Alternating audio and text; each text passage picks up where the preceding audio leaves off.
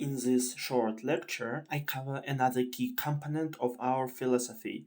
Why do we indulge in obsessions? Why is it a good thing, and is it really? Indulgence in obsessions can lead to two things. First, it is control over desires, which comes with a handful of very nice perks. First, essential awareness. It is when you understand what you want and how you feel about any process that is happening in your life. Enhanced cognitive empathy. It is when you can mindfully understand the feelings of other people, their causes, and the consequent actions of these feelings. And the better rational planning, which is due to lack of distracting urges. The second possible outcome of indulgence in obsessions is self-destruction, which comes along with a handful of undesirable side effects. It is possible that overindulgence can activate some processes in a person that cause them to lose self-control and harm themselves and or others during their indulgence sessions. It also includes inability to rationally plan due to the need to reserve valuable time and resources for succumbing to urges.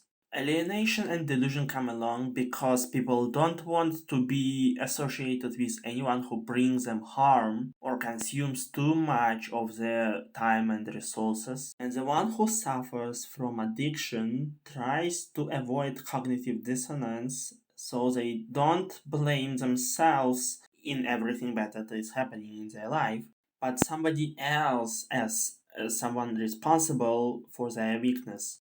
Inability to fight obsession that has turned into addiction is powerlessness because one cannot resist the urge and doesn't want to resist one. In the end, it results in death.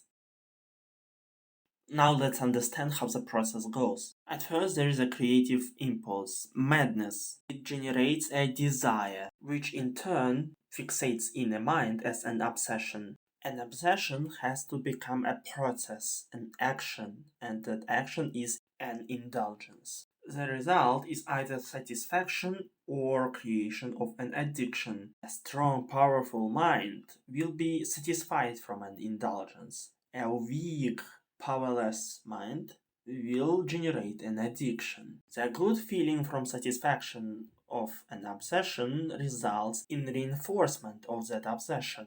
A strong, powerful mind can be trapped in the circle of obsession and reinforcement. For an addict, there is no reinforcement, there is only the way forward. Both share overindulgence as the way to the next step. Through overindulgence, a strong mind can leave their comfort zone and experience the frustration from the obsession, which means one no longer has fun from indulging in an obsession and thus receiving freedom from that obsession. Overindulgence in an addict causes them to sacrifice their valuable resources, valuable bonds, connections, everything, up to their very life.